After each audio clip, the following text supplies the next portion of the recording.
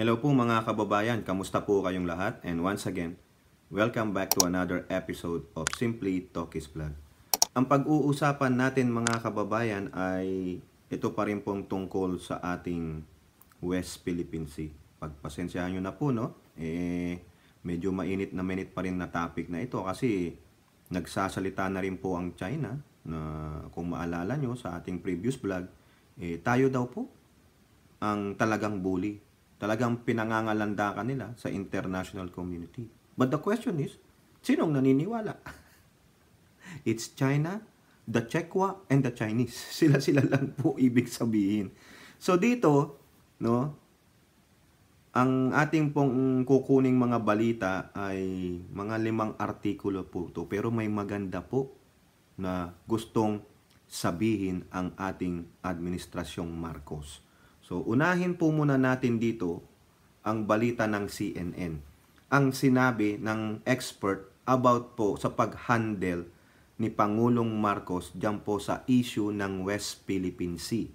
Dyan po sa headline ng CNN Philippines, dealing with West Philippine Sea issues improve under Marcos admin expert says. Oh, wow, nag-improve pala. Ibig sabihin, talagang napagtuunan ng pansin.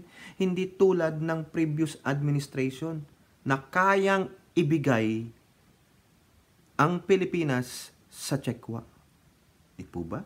Dami nga pong nanood ng video natin na yun. Na talagang ebidensya, video evidence, na sinabi ng dati ninyong digong na pinipitagan yung napakagaling na kaya palang ibenta.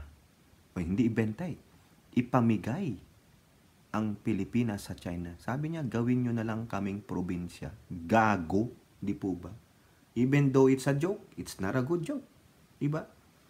There was a significant improvement in the way the government is dealing with issues involving the West Philippine Sea under the leadership of President Ferdinand Marcos Jr. according to expert. Ito po, sino po to? I think we are dealing with the conflict in the West Philippine issue now in a better position. Ayon po ang sabi ni political scientist Cleby Arguelles. Ayon po. Itong si political scientist Arguelles naniniwala na nag-improve yung ang pag-handle diyan sa West Philippine Sea. Sino nagsasabing walang alam si PBBM? Sino nagsasabing weak si PBBM? Di po ba? Sinasabi niyong nagpupulburon? Labas ebidensya. Di po ba? Di yung nagpupulburon pala, di ang galing, ang talino. Dahil dyan, kay Arguelles. Yun po yung kanyang pananaw. Di ba? I think we're very much well placed to develop a good strategy to defend our territory against territorial incursion by foreign powers, particularly by Chinese aggression in the West Philippine Sea. Political analyst Froilan Calilong agreed that this is one of the current administration's strongest points. Correct. International relation expert Chester Cabalza also pointed out the Philippines now has robust alliance and strategic partnership. Yan ang wala po ang China, di ba? Compared with the previous administration. Yun, kasi nga po si Duterte, inalienate niya lahat ng bansa except China and Russia. Baka nga kung pwede nga siyang pumunta ng North Korea, pumunta na siya Di po ba? So ano ibig sabihin nun? No? Diktador. Di ba? Yung mga bansang yan may dictatorship. He was referring to the stronger ties the current administration is making with other nations like the United States, Japan, and Australia. A turnaround from the Duterte's government approach. Ayun po yung sabi ni international expert Chester Cabalza.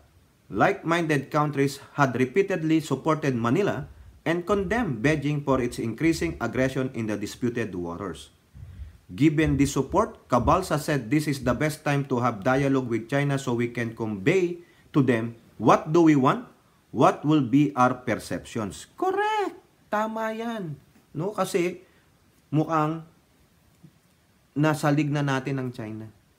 Na tayo po ay papalag, hindi tulad ni Duterte na kiss-ass po ang wetpacks ni Xi Jinping.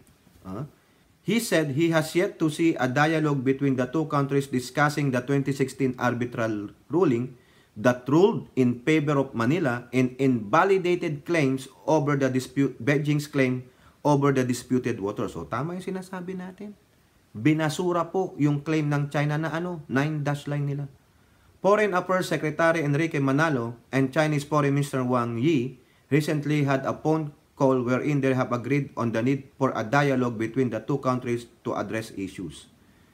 Xinhua reported that Wang warned that if the Philippine side misjudged the situation, goes its own way, or even colludes with ill-intentioned and external forces to continue to stir up troubles, China will defend its rights in accordance with law and respond resolutely. O sino tinakot ninyo? Yang Xinhua na po na yan, yan po yung kanilang state media. No? Nanakot pa. No? Huwag nyo kaming takutin. Hindi namin kayo aatrasan, mga gonggong. Di po ba? Kala ninyo, atras ang mga Pinoy? No, yung mga umaatras lang ay yung mga tulad ni Duterte. Yung kaya lang niyang sapakin nung anak niya ay yung kanyang sheriff. Ayan. Now, punta po tayo dito sa AFP. Sa Philstar Global, ulat nila nung December 25. Maski na Pasko, nagpo-post. AFP, ready for multi-nation patrols exercises in West Philippine Sea. Remember, multi-nation patrols. Ready na daw po ang ating mga kasundaluhan. The Armed Forces of the Philippines is preparing for more joint patrols in the West Philippine Sea with the country's allies, which may also shift from the current bilateral arrangement to multilateral patrols in 2024 and beyond. Remember the paradigm shift? Ang sabi ng Pangulo, multilateral relations. Ayan, multilateral patrols. Lalong magngingit-ngit dito ang mga pro-China, lalo na yung isang senador dyan, o yung 2 o 3 na mga pro-China. Yung isa dyan, si You look wonderful tonight. Di ba? The thrust toward multilateral patrols was part of a paradigm shift in the country's effort to assert sovereignty over its exclusive economic zone as put forward by President Marcos. Ayun po ang sabi ni spokesperson Colonel Midel Aguilar ng AFP. You can expect more patrols in the coming year. Ayun po ang sabi ni Aguilar. Aguilar said that the President, in his address when he joined the AFP celebration of its anniversary on December 21st, yung 88th founding anniversary nila, had explained that the paradigm shift involved strengthening our alliances with foreign countries so that our armed forces will be stronger and that we are able to strengthen also legal procedures, legal instrumentalities that will advance our interests and at the same time regional peace and stability. We remain with our diplomatic trust but it will be an invigorated one. Ayun, naks naman nito. Eto pa po. And I think we are already gaining ground on this matter.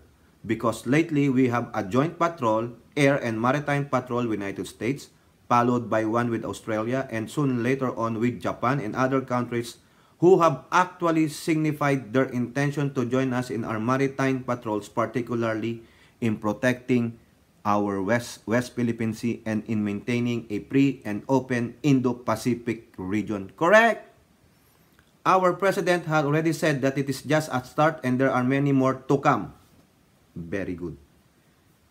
We in the AFP are preparing. Sabi ko sa inyo, hindi aatras ang Pinoy. Kaya kayo dyan ng mga insurgents, sumuko na kayo. Wala kayong patutunguhan. Kung ayaw sumuko, 6 feet below ground kayo. Hindi uurong ang kasundaluhan. No?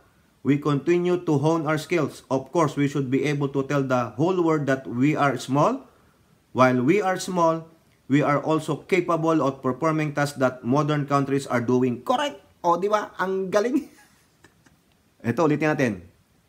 We should be able to tell the whole world that while we are small, we are also capable of performing tasks that modern countries are doing. Ayun po yung sinabi ni spokesperson Colonel Midel Aguilar ng AFP. Ayun po yung assurance nila sa atin. They will not back down to this freaking idiots na mga Chinese, mga invaders, mga illegal aliens. dyan sa ating West Philippine Sea. Now, punta naman tayo dito sa concern po ng ating Presidente Marcos. Diyan po sa headline ng Philstar Global, no, December 26. Marcos, BRP Sierra Madre, purely a Philippines concern. Ayun po yan. Kasi maalala nyo yung dilapidated na yan, no? Kawawa naman. Yung mga kasabayan niyang mga barko na sumabak pa nung gera, nung World War II, karamihan po na decommission na. Nasa museum na lang, ginawang museum. Yung USS Midway dyan, no? Sa San Diego, museum na lang po yan. Yung iba na sa ibang state, museum na lang sila. May nakalagay ng mga, nila, memorial na ano. Pero si BRP Sierra Madre, itong barko ng Amerika, no, na ibinigay sa atin, iba po pangalan nito dati. Hindi ko lang po maalala yan pa rin po, nagtatrabaho na. Nagtatrabaho pa din. Kumbaga 80 na, nagtatrabaho pa rin. Wala daw kasi siyang healthcare. Walang sumusuporta sa akin. Kaya kailangan ko pa rin pagsilbihan. Lalo na ang bansang Pilipinas. Sige, kaya ko pa. Parang si Digong. Gusto pang mag-senador. Tutungkod-tungkod na lang. Di ba? Ang isa sa mga idolo ni Digong ay itong BRP Sierra Madre. Kung ang BRP Sierra Madre ay dilapidated, kalakalawang na, guguho na. Ganon din si Digong. Number 1 pa daw siya sa survey ng isang survey firm na makadigong naman. For senator. Di ba? Yan. Concern po ang Pangulo, nababahala po ang Pangulo. Ang balita ko nga po, balak nilang ayusin yan. BRP Sierra Madre. Ay, naku, huwag nyo na pong ayusin, Pangulo. Maglagay na lang po kayo dyan yung mga na-decommission ng barko ng Navy, pamalit dyan sa BRP Sierra Madre. Pag-retire nyo na po, kawawa naman. Kung makakapagsalita lang yan, uy. Hindi ko na kaya. Pag pilitin. Kawawa naman, no? Wala man lang naawa sa ating ibang bansa na, huy, ito na nga, i-donate na lang namin tong na-decommission naming barko. Sige na nga, sa inyo na ito. Maawa naman kayo dyan na mayayamang bansa, Tingnan nyo po yung larawan na yan, Kakaawa mga kababayan. Sana may mag-donate naman. O kaya may magbenta sa atin ng refurbished lang, yung mga mura-mura lang.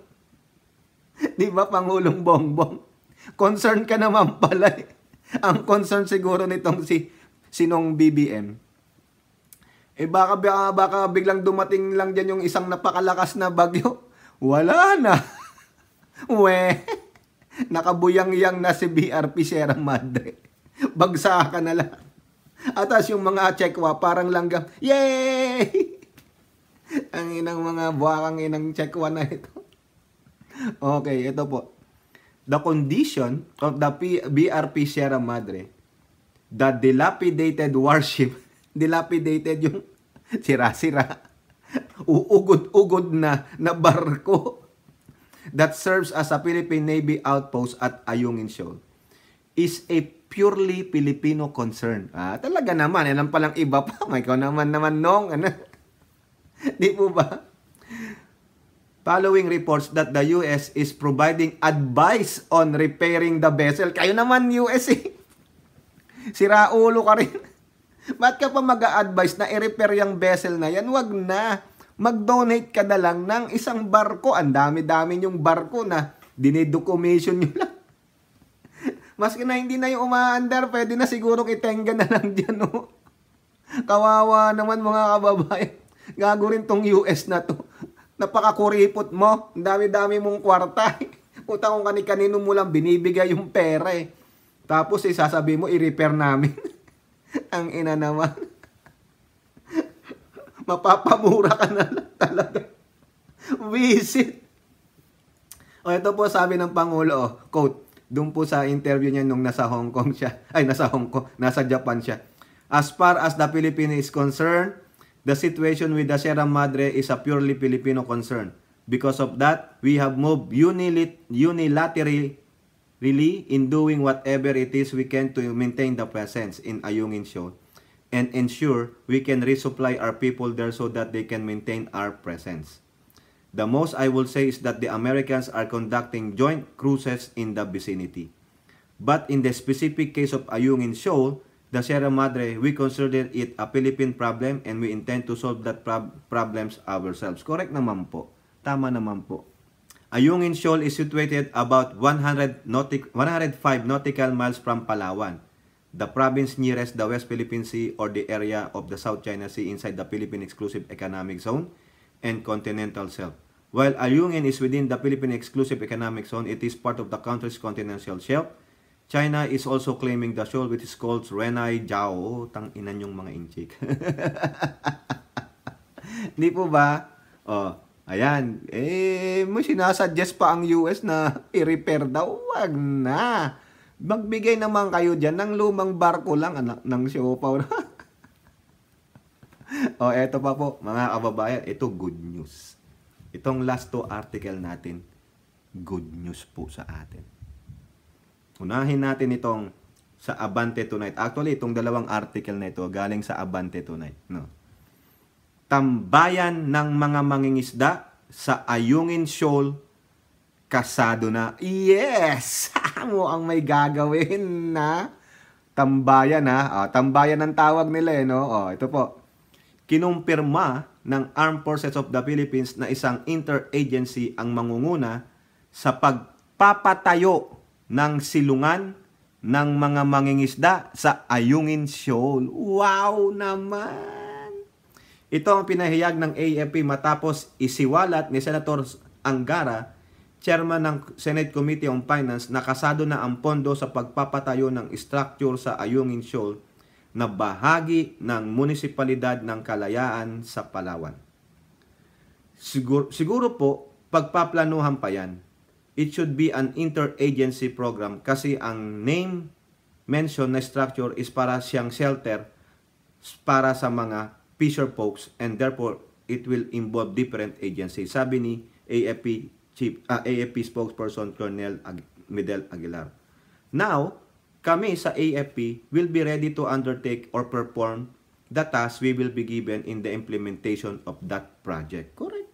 Nauna nang hinikayat ni dating Senior Associate Justice Antonio Carpio ang gobyerno magtayo ng civilian structure tulad ng Parola o Marine Research Center sa Ayungin kung saan nakasadsad ang BRP Sierra Madre. Tama naman.